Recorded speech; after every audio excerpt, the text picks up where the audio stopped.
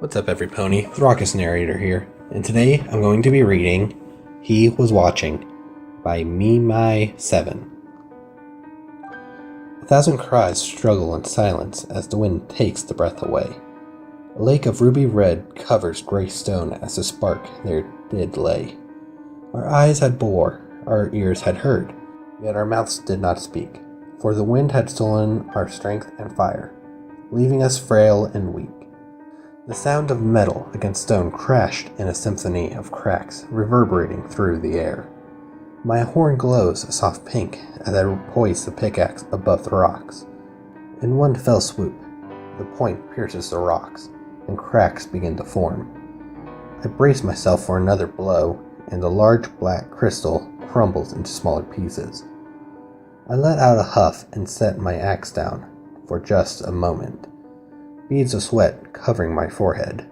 No, wait, I'm sorry. I hear a female cry behind me. As if by instinct, I pick up the axe right away, just as I hear the cringing crack of the whip and a shriek of pain from the mare. I swallow hard and pound the axe against the crystal once again. Her groans are quickly drowned out by the cracks of axes against the crystals. I steal a glance slightly to the side to find my neighbor, a young filly, thin and weak, struggles to pick up the adult axe and bring it down upon the rock. She has a blue, flat mane and a cream-colored coat. Only a few shards rest at her hooves, her total efforts amounting to a fraction of that of an adult. I begin to lift a hoof toward her when I hear the crack of the whip in the distance behind me. My hoof retreats back to its former spot. Then I hear the rattling of crystal against crystal. A light orange stallion shoves a heap of crystals onto the filly's pile. I recognize the stallion from my old neighborhood. He was the town's pariah, always stealing food and clothes from street vendors. The spark in his eyes represented his never-ending fountain of ideas. His disregard for everything that is the law. He was one of the last ones whose color faded after he came into power. While everyone else had been long gone, he was still fighting it. His own pile dwindled to half of what he had before, far behind what other stallions his age were producing. My eyes gaze upward at the darkening sky. The sun has already fallen, but its presence still makes itself known throughout the hues of violet across the horizon. Yet it is getting harder and harder to see where my pickaxe lands.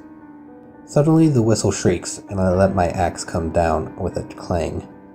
Every other worker does the same, and the united clang reverberates throughout the field of dark crystals. Line up! I hear a deep, raspy voice bark. Like clockwork, we turn and march away in a single file line. I try to keep my focus on just the mane of the pony in front of me, but I manage to steal a glance here and there. I have marched through this gateway to the city square every day for months, and yet I can never get enough of what has changed. Every 50 feet or so, a tower looms over the cracked path where unicorns scold down at us, the points of their arrows trained on our retreating backs, ready to let loose and find its target with the slightest falter. Crumbling structures line the streets, bricks strewn all over the place. One such pile of rubble still has a single wall remaining, with a sign, cracked and dusty, hanging on for dear life. I recognize the shape of the sign. It was the store I once went to, a long time ago. I search for memories for anything I can link to what the store once sold. Why I recognized the sign. My mind was at a blank. I was so tired. My hooves ached, my muscles complained with every step. Yet I keep moving, because no matter where you are in the line, you can always still hear the sound of stumbling hooves against the pavement, and the soft sound of a bowstring being let loose. At last, our line marches into the square. Here, every single worker surrounds the center, staring straight ahead into the open, dusty air. Each pony's mane and coat is filthy, their stomachs caving in with their ribs jutting out. I am certainly no exception. More towers with more shooters surround the square, like a pack of wolves surrounding their prey. Images of what this place once looked like, what it once felt like, flashed into my memory. Like shooting stars, where the ground once glistened, it is cracked. Where ponies once conversed, they await judgment of whether or not their work for that day was satisfactory. That decision meaning either another day of breathing, or to never see the sun rise again. In all honesty, I do not know which one is better. A stallion parades around the circle of ponies with a parchment and quill. He is one of the king's most trusted advisors, yet we only know him as the executioner. His eyes roll up and down each pony and correspond them to a number and decides whether their fruit of the day was worth the stale hay they fed them. He comes across me and barely gives me a glance before passing me by. Well, I guess I get to live another day. Suddenly, he stops, and my shoulders stiffen. What? Did they catch me looking around? No, his gaze is not directed at me. His gaze is directed at the little filly next to me. The massive stallion turns to face the little filly and whispers in a deathly tone.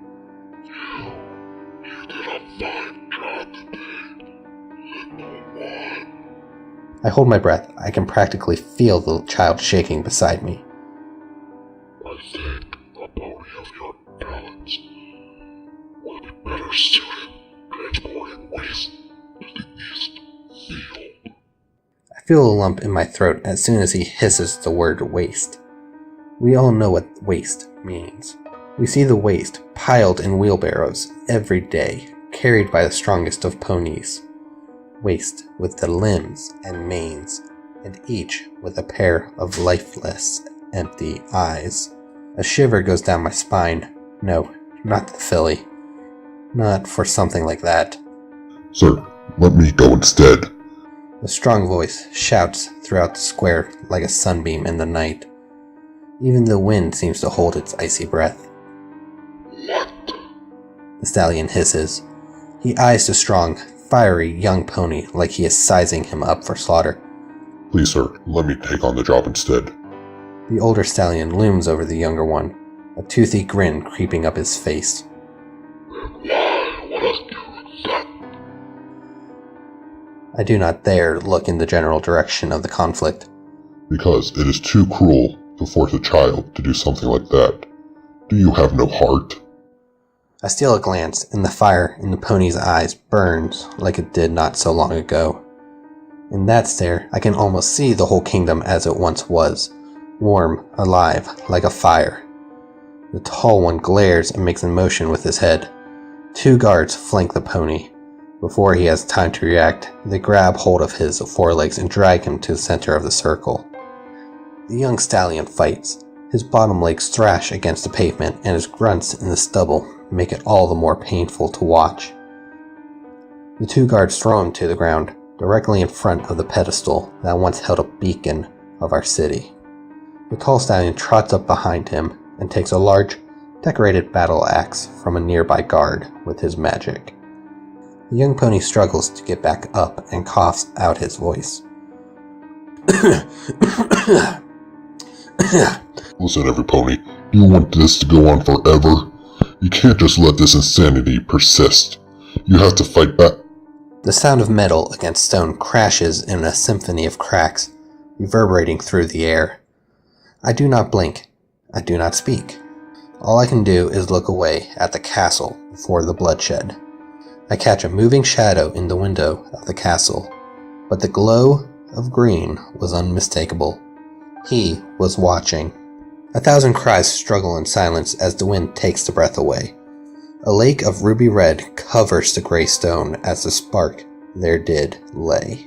Our eyes had bore, our ears had heard, yet our mouths dare not speak, for the wind had stolen our strength and fire, leaving us frail and weak, and remembering that this is Sombra's empire.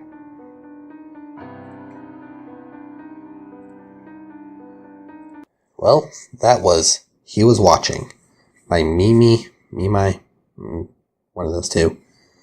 think it was Mimi. I don't know. By Mimi7. And, as always, keep that racket going.